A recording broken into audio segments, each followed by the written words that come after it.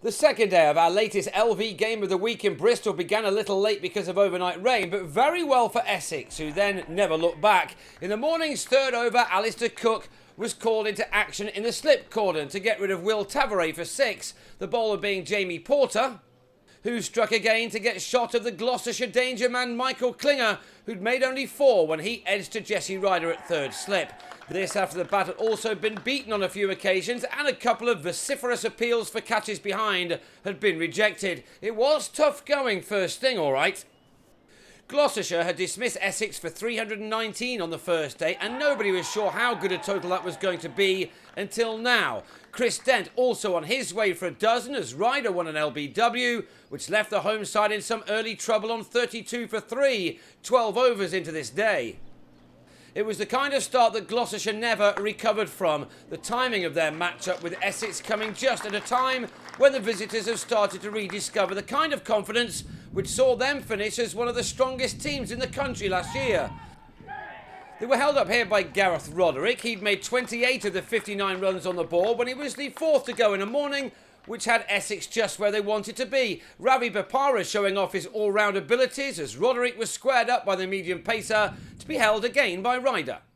Bopara struck again in his next over too. Ryder a busy man in the field as he claimed his third catch to go with his 1 wicket to now reduce the Gloucesters to 61 for 5 as the players left for lunch. Essex had certainly made the most of the 24 overs that were possible before the break, the pitch seemingly giving them a helping hand. Benny Howell had bowled well on the first day, and it was now left to him to try to dig his side out of this hole. He was able to add 27 runs with Ian Cockbain, who'd spent an hour and a quarter over his 10 runs when he was the first of 4 wickets for Graham Napier, who has the tendency to take his wickets in clusters this summer. That's exactly what he was able to do in Bristol as well. Porter was impressive too, and this was wicket number 3 for him. Ryder with catch number 4, the ball following the Kiwi around as Jack Taylor was out for just a single, heading back to the pavilion with his side now in a lot of bother on 89 for 6. 170 was the target needed to avoid being asked to follow on, and that became a tough ask when Howell was out for an innings top score of 29, Napier causing him some confusion as Howell became the latest of so many batsmen this summer to be bowled while shouldering arms.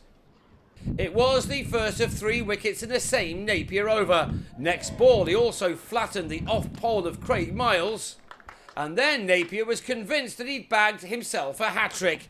He could hardly believe that the umpire's finger stayed down after last man Liam Norwell had been struck on the pad, a leg by the result instead.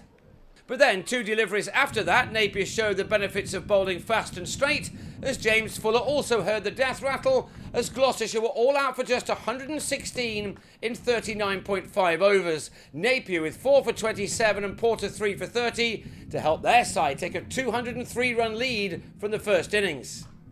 We had a 2-day finish in our last LV game of the week in Worcester, and there was a chance of one here too when, following on, Napier struck for the 4th time in the space of only 9 deliveries as he had Dent LBW for a duck. And when Porter had Tavares taken behind by James Foster, Gloucestershire were on 10 for 2, 12 wickets now tumbling for 118 runs overall, and we still had more than a session of this day to go. This was rapidly turning out to be a very one-sided day in what had now become a very one-sided contest. This moment was about the only one all day that wasn't perfect cricket from Essex. Tom Westley giving Roderick a life, grassing a chance at mid-wicket, the fielder at full stretch. It would be difficult to criticise him really. Gloucestershire then were able to make tea on 38 for 2, still 165 runs behind. Roderick offered an easier chance to Nick Brown on the resumption after the interval. Ryder the unlucky bowler once again. Still, the chances were still being created even though Roderick and Klinger were able to add 55 runs for the 3rd wicket. Roderick didn't make the most of his let-offs, a thinner edge off Ryder this time, landing safely into the gloves of Foster. The batsman on his way back to the pavilion for 24, with his side still in a lot of trouble, 138 runs behind now.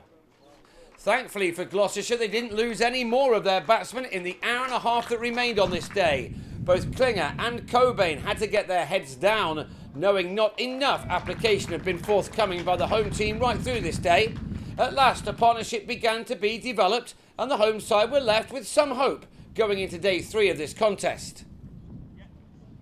It might have been different had Klinger been held by Cook off this edge.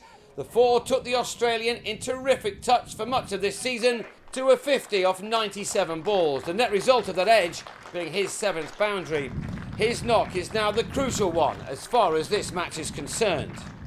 Klinger will go again with 62 runs to his name. He's thus far added 61 for the 4th wicket with Cockbain, who'll go again on the 3rd morning on 25. Gloucestershire will resume on 126 for 3, and that sees them still needing 77 more runs just to make Essex bat a second time.